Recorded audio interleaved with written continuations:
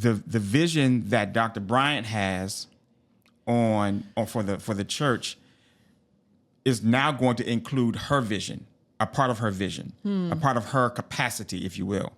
The skill sets that she provides, the way that she thinks, the way that she processes information, the way she executes business plans. And so his vision now has to include her way of doing things. Do you don't think that was kind of already happening as associate pastor? I don't know.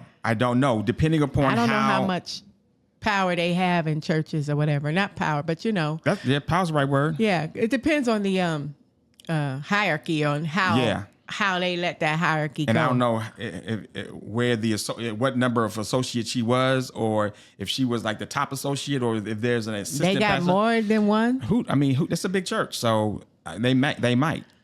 I'm still getting used to everybody being called the pastor everywhere. I didn't grow up like that. You have one, but I noticed like in these churches these days, everybody's a pastor, kind of. I just didn't grow up like. Yeah, some people are ministers and some people are pastors. Yeah, but growing up, the pastor was the pastor. This minute, these days, and I think it was more in the other kind of. I used to see it more in like the Caucasian churches, where they called several people pastors instead of just the one.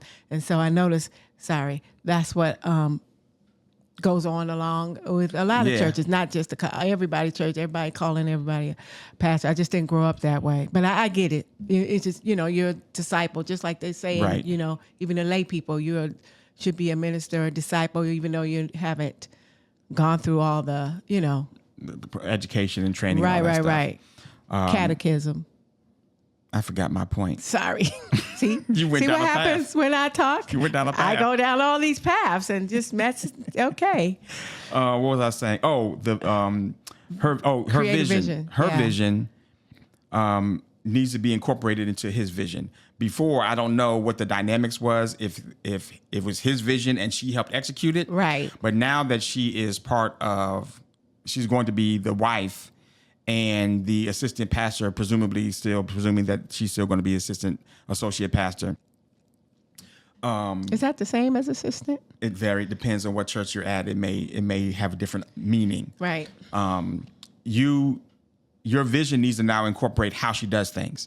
And so clearly she got a whole flow in how she communicates and so forth. And she may have been given space in order to cook and do whatever she needs to do and be able to, do her thing. But she definitely needs to be incorporated in it. So one of the things that he said on it was a Willie Moore Jr. show. Podcast. He said that he is 75%. 70% of, he feels like he's operating at 70% while he's single. He said, I'm not operating at 400% as a single man. And so it makes sense if you're married now, she's going to fill in that next 30. However, if she's a force multiplier, like she talks about, I can, if you work at Burger King's, you're going to own 5 of them. If you got $5,000, I'm going to turn it to $500,000. All she needs is clarity. Yeah. So if you drive around and show her the property that you want or the buildings that you want and the things you want, she's a force multiplier. So she's not going to fill in that 30%. Take it farther. What she's done is she's taken your 70% and knocked it down to, I'll say like AI for content creators. Before AI, if you were just one person and you had to create a bunch of content, let's say you had maybe 5 pieces of content that you wanted to create per week. That's a lot. But with AI, you can create maybe 10, 20 pieces of content per week that you can post in different platforms. So that's a force multiplier. You still might be at 70%, but your bandwidth has increased. Yeah. So now, whereas you only been able to create 5 pieces of content, you now can create, let's say, 20 or 30. Right. So she's that additional 20 or 30. So you're not at 70% anymore. You're like at 40%. And she's at whatever percent. And y'all together will make the whole 100%. Yeah. So you need to redo the math. That's what I'm saying. You need to redo the math. Oh, yeah. So you don't look at what it is you could used to be able to do, because now she has increased your magnitude and increased the ability for you to do any and everything. And you need to be sensitive to what all that could be, and allow her giftings and stuff to be engrafted into what it actually could be. And I was just going to say, not just him, but just men in general, you need to make space for that. For when you do marry someone, you have to know their capacity and what's coming, what you're receiving. A lot of men sometimes can't. If you sometimes speak to the men who sometimes it's hard for them to deal with all what is coming to them, which will enhance their capacity. They're like confused. They're not really sure how to receive it, what to do with it, because it's too much, because it's kind of like past their vision of what they were thinking. Yeah. And it's fearful to them, as opposed to accepting and embracing and, oh yeah, let's grow, let's do this. A lot of men shrink, go in that cave and be trying to figure out what the heck to do.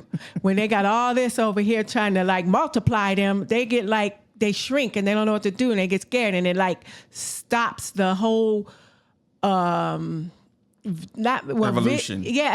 of what could be happening. Yeah, growth. All that building, growth, all that stuff that's supposed to be happening, it kind of stops it and makes it a halt. And then now the woman is frustrated, whatever, when it could be doing all this other stuff.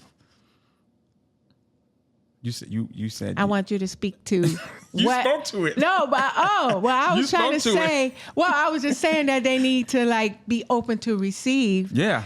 What and learning what kind of woman that they're getting. Right. Because some of them, some may be like okay, what's her name? Carrie. She gonna bring a lot, whatever. Right. And some might be bringing that, but in a quiet, maybe not as always talking or speaking or whatever. Right. They in the background working more background kind of role. Background, which I feel like that's kind of me. I'm kind of like a background pusher behind, whatever. I'm not gonna be doing a whole bunch of talking. That's why she don't be talking that much, because she be trying to be in the background. But my point is, I be trying to snatch her up to the front. He do, but I just.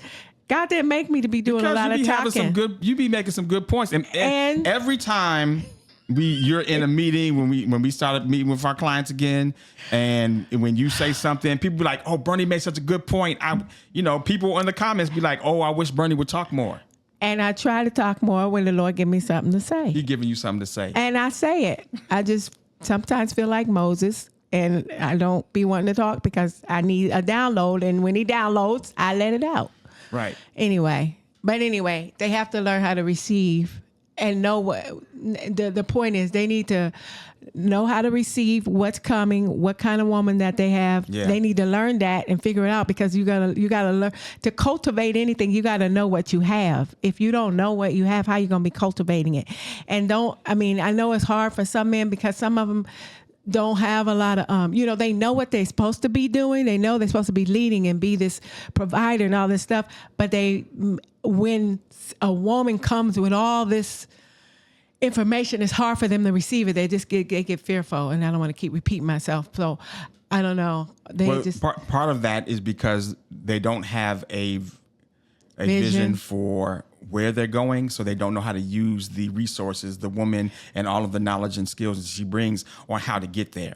So if there's a small vision and you see this force multiplier, and there's like a bigger vision that can be had, they haven't mapped out what that bigger vision is, and so that's when you hear like, I need to get myself together. Oh my gosh, I hate those words. I hate that meeting that they all go to.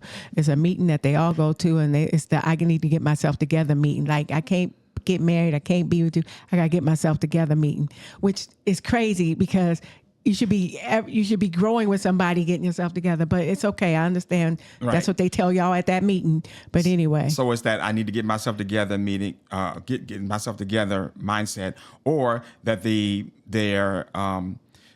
see the vision, and the woman is coming with a completely different way to get there, and they can't process that, or they don't agree with it, and so they shut down the approach, or they shut down the methodology because they don't agree with it, and so that kind of squelches the woman's ability to provide value, which is the point I was making about Dr. Bryant, is that he needs to embrace her approach and how to get to the vision that he's cast, because clearly she got some ways about executing a vision, regardless of what vision it is. Yeah. And I think that's what the quality of a great helpmate is, that you can see the vision and be like, okay, this is how we need to do it.